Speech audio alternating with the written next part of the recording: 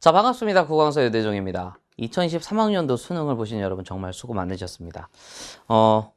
사실 수능이 끝났는데 이걸 굳이 들을까라는 생각도 있고, 근데 이제 그러면서 지금 놀 때죠, 그죠?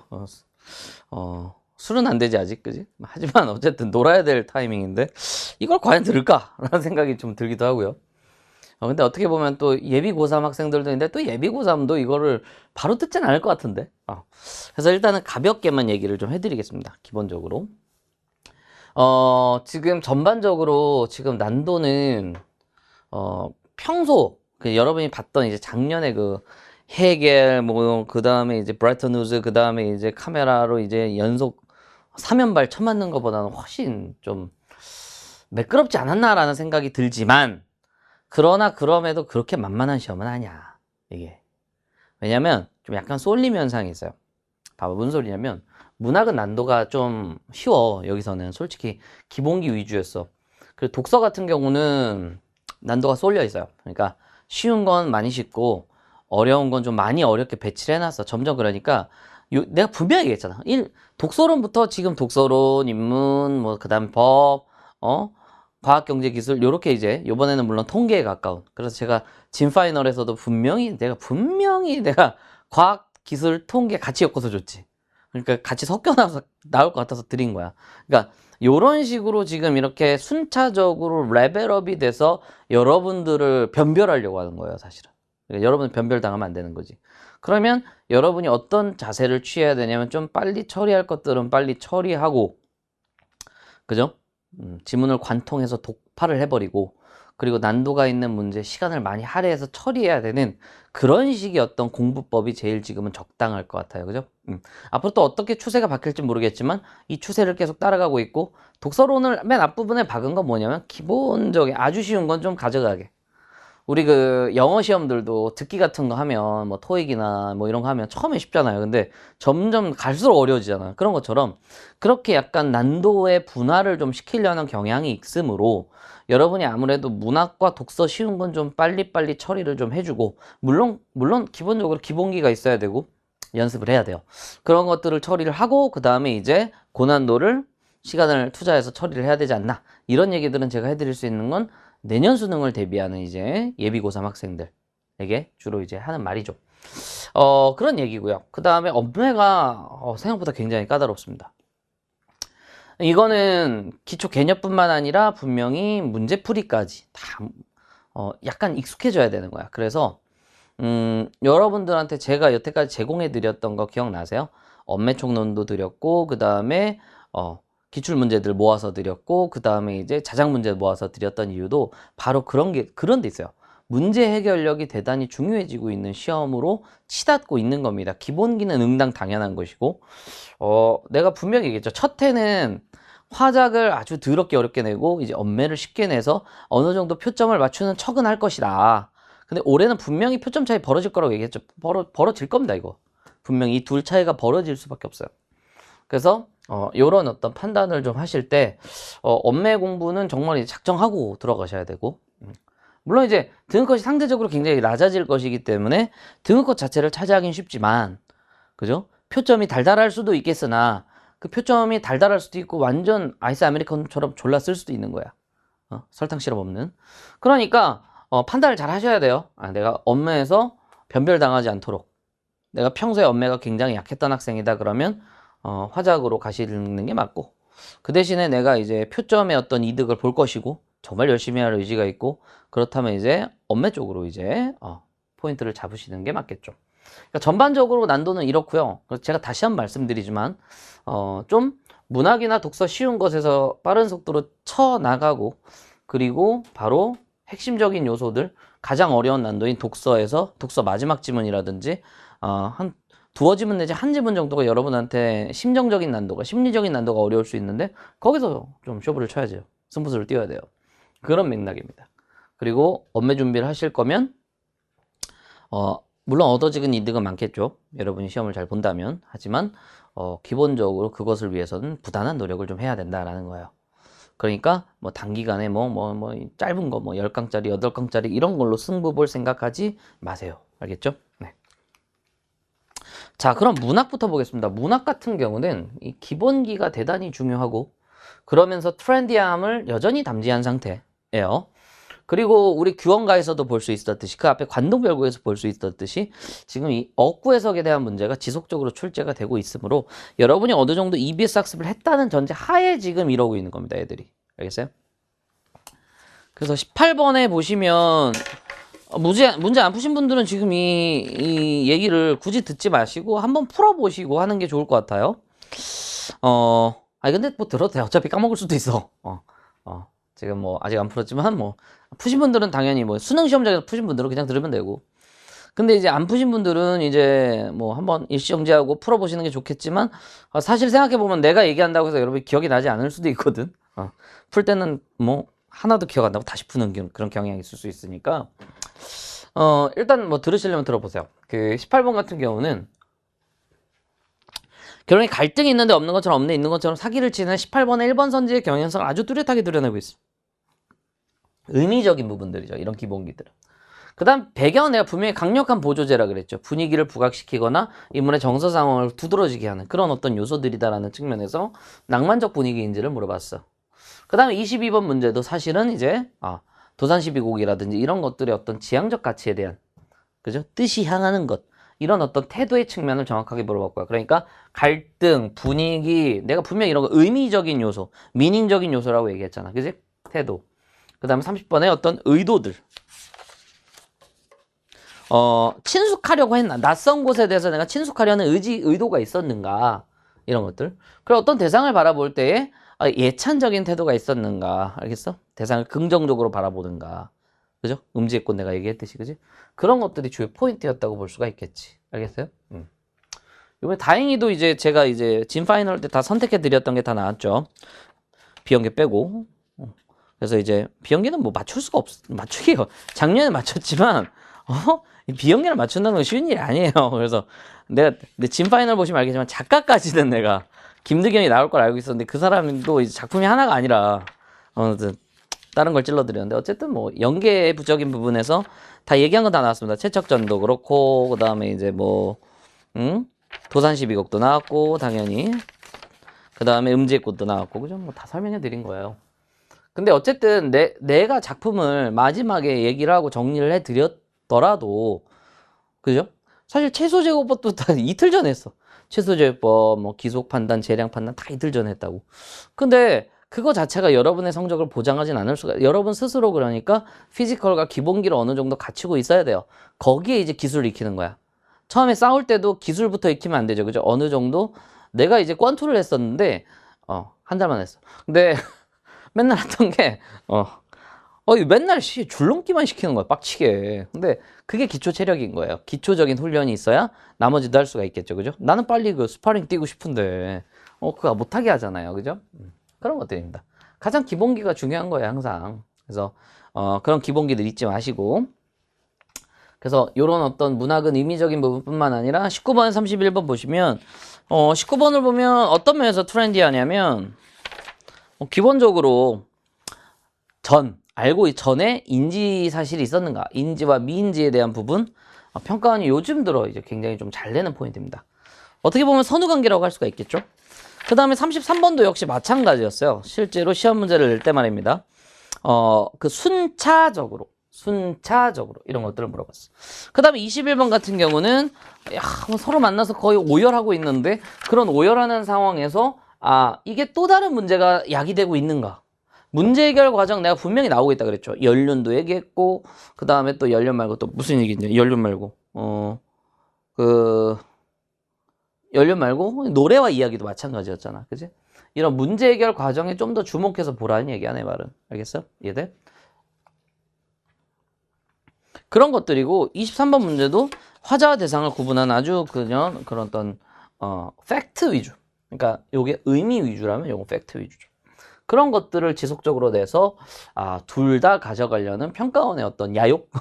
그러니까 기본기도 가져가고 기본기도 널 테스트 평가는 널 평가해야 되니까 기본기도 평가하고 그 독서화 전략에 따라서 텍스트를 제대로 읽을 수 있는 능력 자체가 너한테 있는지를 물어보고 있어요. 그죠?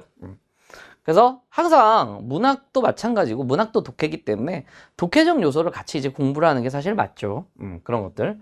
더 나아가서 24번 문제 내가 천석광 나온다고 했지 분명히. 내가 정말 강조했는데 천석광은 자연을 사랑하는 병이지, 그죠? 실제 뭐 아파서 지금 TV 누워 있는 게 아니다라고 분명히 얘기했잖아. 알겠어? 이런 것들.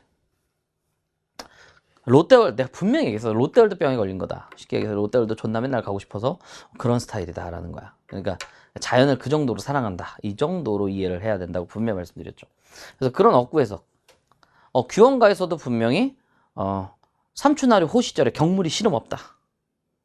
보아도 감흥이 없다. 뭐 이런 것들 얘기했었잖아. 그죠? 그래서 이런 맥락에서 이제 접근을 하시라는 얘기입니다. 알겠어요? 이해돼? 그래서 이런 것들 중요하고요. 그 다음에 이제 다시 한번 얘기하자면, 그러니까 문학은 기본기, 이런 기본기를 쌓아나가야 돼요. 근데 이런 것들은 기출을 통해서 좀 쌓아나가야 됩니다. 그리고 이런 트렌디함은 당연히 지금 문학만 해서 되는 것은 아니고 기본적으로 독해적인 요소, 문학이든 독서든 공통범주에 있는 부분들이 분명히 존재하고 그 영역이 생각보다 커요. 그래서 그런 것들을 또 학습하는 프로그램도 필요하다라는 거죠. 당연히 저 같은 경우는 다 준비가 되어 있죠. 그래서 이렇게 이제 정리를 하시면 되겠고, 그 다음에 독서 같은 경우는요. 일단 이제 독서론 자체는 그렇게 어려운 게 뭐 사실 없었어요. 근데 단 1번 같은 경우는 병렬도 대비다. 내가 항상 강조하는 거야. 병렬이 나왔을 때 갈라쳐서 이해를 해야 된다. 이거 되게 옛날 기출문제랑 되게 비슷하잖아요. 분명히. 독자 요인에 대해서 독자 요인의 범주를 정확하게 읽고 있는가. 그죠? 그죠? 범주와 병렬에 대한 이해. 이런 것들을 굉장히 이제 1번에서 물어보고 있어. 1번부터 틀리면 안 된다고. 1번부터 틀리면 분명히 있을 거야, 지금. 자, 그 다음에 2번 같은 경우도 3, 4번의 지시어, 그에 대한 답, 그에 대한 답. 이 지시어를 잘 잡아야 3, 4번을 걸러낼 수가 있어요. 이런 것들을 이제 물어봤고요. 그 다음에 4에서 9는 제가 그래서 일부러 예열할 때 이 비슷한 계열을 드린 거예요. 이런 인문지문, 그죠? 동양에 관련한 인문지문을 드린 것인데 굉장히 좀 결이 비슷했죠.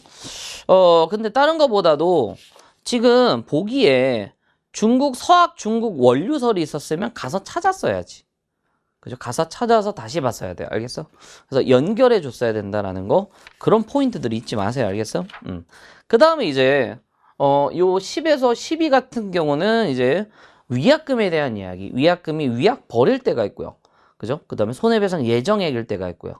근데 이제 가령 그것뿐만 아니라 결국 그런 것들은 증명을 했는지 증명하지 못했는지, 약정을 했는지 약정하지 않았는지, 요런 어떤 범주 간의 이해.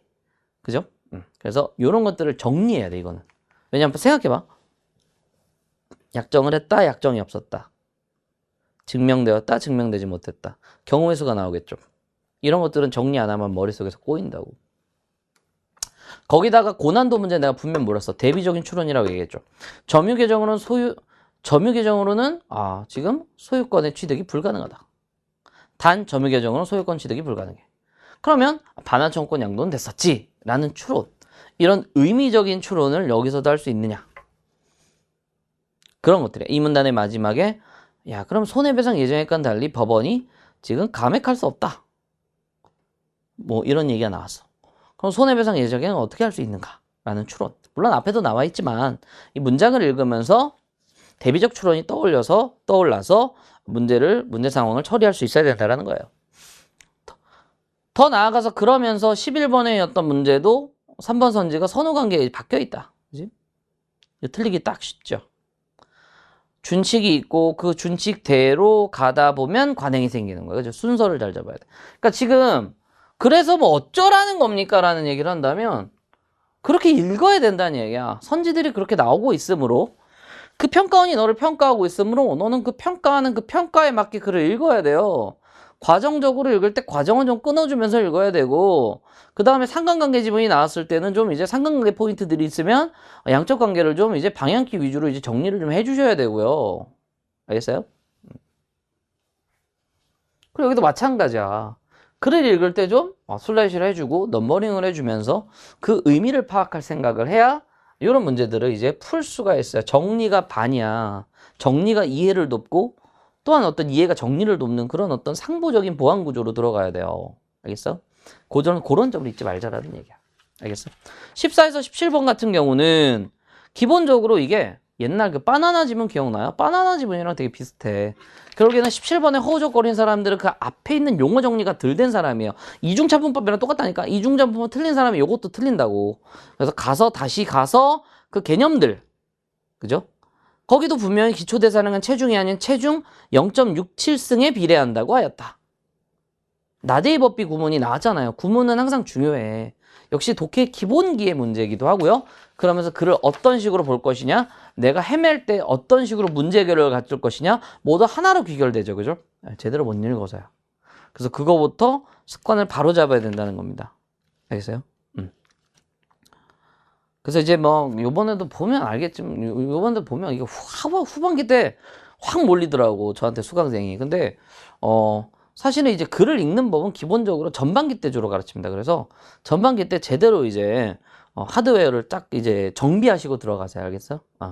어설프게 배우지 마시고 제대로 글을 읽고 이해하는 어떤 피지컬을 어느 정도 길러 나간 상태에서 나머지 기술법도 익혀야 된다는 거야. 알겠어? 그래서 두 개가 조화를 이루어야 된다는 거 잊지 마세요. 그죠? 결국에는 15번 문제도 사실 분모 분자에 대한 계산과 그걸로 인한 어떤 상관관계에 대한 어떤 정리, 뭐 그런 문제였어. 그지? 그래서 그런 포인트들, 이 과다 복용이냐 과소 복용이냐 이런 것들을 분자 분모의 관계를 속에서 좀 따져보면 어느 정도 답이 좀 나오는 그런 케이스라고 볼 수가 있겠죠.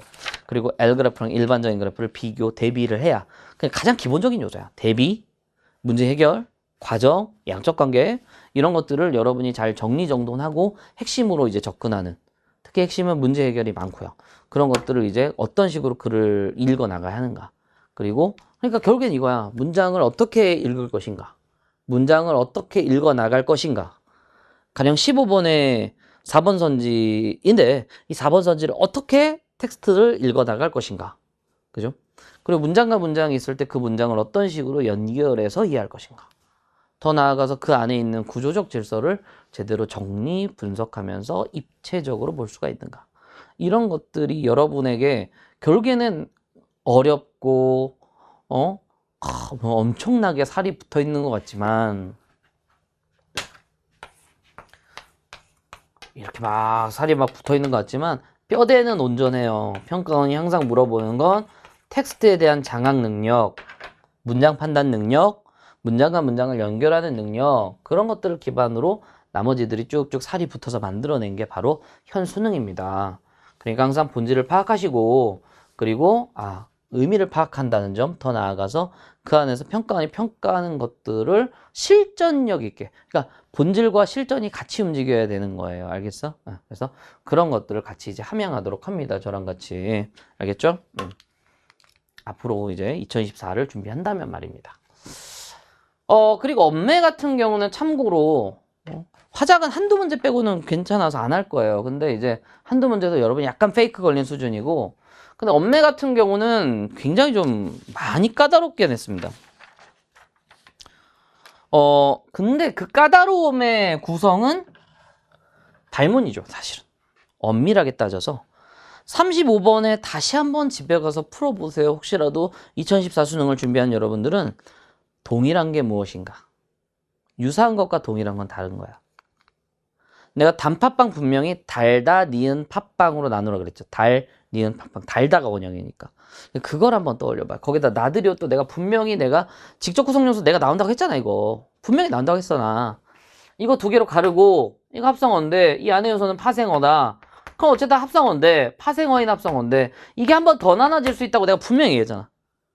한 번 더 나누라고. 그걸 하라고 했잖아. 그지? 그런 맥락입니다. 그 내부 구조가 완벽하게 동일해야 맞아요. 알겠어? 의미적인 측면을 따지는 게 아니라 형식적인 측면에서 완전히 동일해야 된다고. 너가 형식만 치울지가 36번은 의미적인 부분이 있는데 그렇게 어렵진 않고. 37번 똑바로 봐봐. 자료에서 A2를 확인할 수 있는 예를 모두 골라라. 그러면 문제가 좀 더 쉬워질걸? 그 다음에 38번은 이게 의문의 변동처럼 느껴지지만 실제로는 이게 풀다의 니은다인지 크다 다음에 이게 니은지인지 이런 어미와 어간에 대한 판단에 대한 문제였고, 이것도 체언과 조사에 대한 판단 문제. 잠가 역시 자마라는 단어는 안 돼. 그러니까 내가 분명히 가시다가 분명히 이번 시험이 뭐였어요? 6평 때 가시다가 뭐 맛이 가다, 뭔가 변색됐어, 싹 가셨어. 그러면 이 가시다라는 말 혹은 갈증이 가시다 이런 거 얘기할 때 뭐 높임 표현의 시는 아니잖아요, 그죠? 그러니까 이런 거 걸러내는 거 내가 분명히 얘기했잖아. 여기다도 뭐였어? 여기다도 그냥 여다는 없다 그랬잖아. 내가 분명히 이거 내가 얘기했잖아. 마지막에 글까지 남기면서 얘기했잖아. 그러니까 이것도 잠아. 야, 너 잠아. 이게 아니잖아. 그지? 그러니까 잠그가 하나의 형태소니까 여기서 일어나는 음변동은 불가하다라는 것. 그죠? 예. 안기다 이런 거 안 되는 건 내가 엄매 총론부터 쭉 얘기했고요. 그죠? 예. 그리고 이제 문장 성분과 문장 구조인데 어쨌든 문장 구조, 안긴 문장이 있는데 왜 하필 발문이 이럴까? 이 안에 문장 성분까지 제대로 이해하고 있나를 물어보는 거예요, 사실. 그럼 내가 분명히 얘기했잖아. 서술절, 코끼리는 코가 크다라는 것과 물이 얼음이 되다는 다르다고요. 코끼리는 코가 되다는 서술절이고요. 물이 얼음이 되다는 주어, 보어, 서술어라고 얘기했잖아. 그리고 주어, 보어, 서술어는 이거는 이제 안긴 문장이 아니라고 얘기했고 그 판단 문제를 이제 39번에 4번 선지가 이제 묻고 있는 거야. 알겠어요? 이 안긴 문장이 보어냐?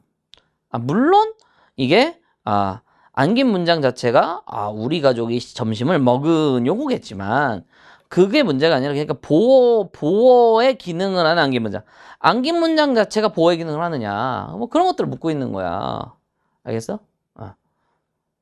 나는 무엇을 하는 것이 무엇을 하기가 아니다. 무엇을 하기를 무엇을 하기를 원한다는 목적어고요. 그죠? 이런 식으로 여러분이 지금 기본적으로 이게 그 안긴 문장 자체가 보어 역할을 하는가.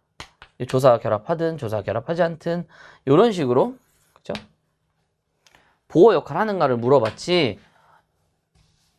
그죠? 여기에 나오는 보어는 있지. 이 식당은 식당이 아니다. 하지만 얘는 안긴 문장이 아니라니까. 그래서 달라내고 4번 선지 찢어내고 그 다음에 1번 선지처럼 문장을 가지고 그죠? 내 친구가 책을 도대체 누구에게? 이거지, 그치? 사실 내가 파이널 때 얘기했던 서술어 자릿수가 같이 섞여서 나온 것이죠. 이해돼? 예. 안긴 문장 문제와 함께 서술어 자릿수가 함께 연동돼서 나오는 그런 어떤 케이스. 뭐 당연히 낼 만한 거 낸 거야, 사실은. 필수적 부사에 대해서 이제 낸 겁니다. 그래서 문장 구조 문제가 계속 나오는 이유는 이 안에서 여러분이 이것도 물어보고 이것도 물어볼 수 있기 때문이에요, 평가원이. 그러면 내가 분명히 얘기했지만 이 안긴 절 자체가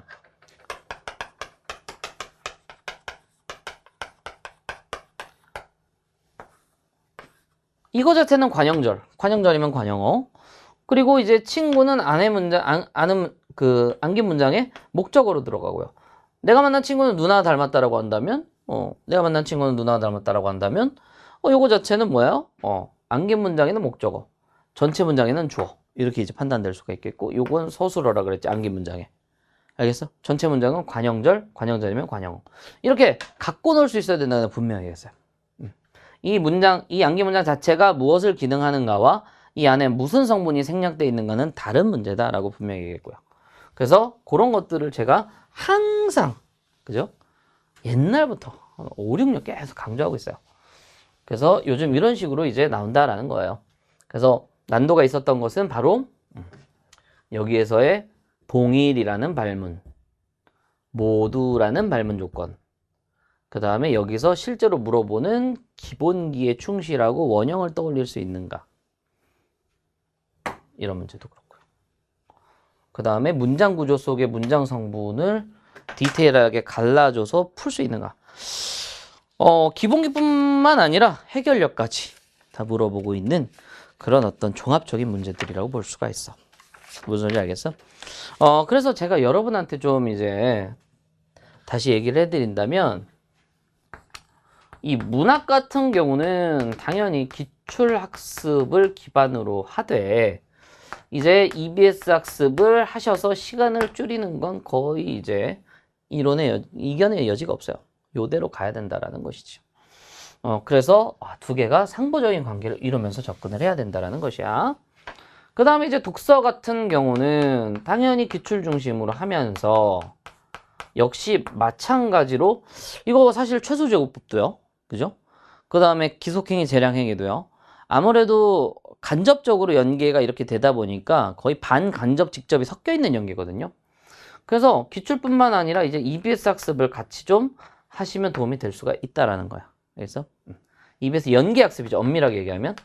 근데 요거는 좀 뭐 수특들을 달달달 외우겠다가 아니라 실제로 그 이상의 것들을 좀 학습을 해야 돼. 그러니까 달달달 외우는 수준이 아니라 그런 것들을 바탕으로 해서 연계가 될 수 있는 포인트들을 같이 정리를 해가는 저 같은 경우는 그런 어떤 수업들이 다 준비가 되어 있어요. 그래서 같이 진행하시면 되겠습니다. 그 다음에 이제 엄매 같은 경우는 언어 파트에 대해서 지금 순서를 개념, 그죠? 그 다음에 기출. 여기서 기출이라면 6월, 9월, 수능 뭐 이 정도예요. 근데 언어 같은 경우는 교육청이나 이런 거 뭐 경사관 다 상관없어. 아무래도 다른 것들보다 엄매는 다 비등비등해요. 문제 스타일이. 큰 오류가 아닌 이상 다 이제 여러분들에게 도움이 될 수가 있어. 그래서 문제 해결을 최대치로 끌어올리고 그 다음에 이제 그 좀 엔제 같은 거 이런 식으로 이제 접근을 하고 이제 다시 한번 개념과 정리라는 파이널 이렇게 들어가서 점검을 좀 하셔야 될 거야. 그래서 이런 것들. 화작 같은 경우는 당연히 기출을 중심으로 하되 고난도 좀 많이 틀렸던 거, 정답률이 좀 낮은 거 위주로 이제 점검을 해야 돼요. 네. 뭐 이런 식으로 좀 점검을 할 수가 있어야 된다. 이해돼요? 뭐 물론 비중이야. 여기는 거의 비등비등하고요. 여기서의 비중은 사실 이쪽이 좀 더 많고요. 요거는 이제 약간 비등 뜨고요, 요즘에는.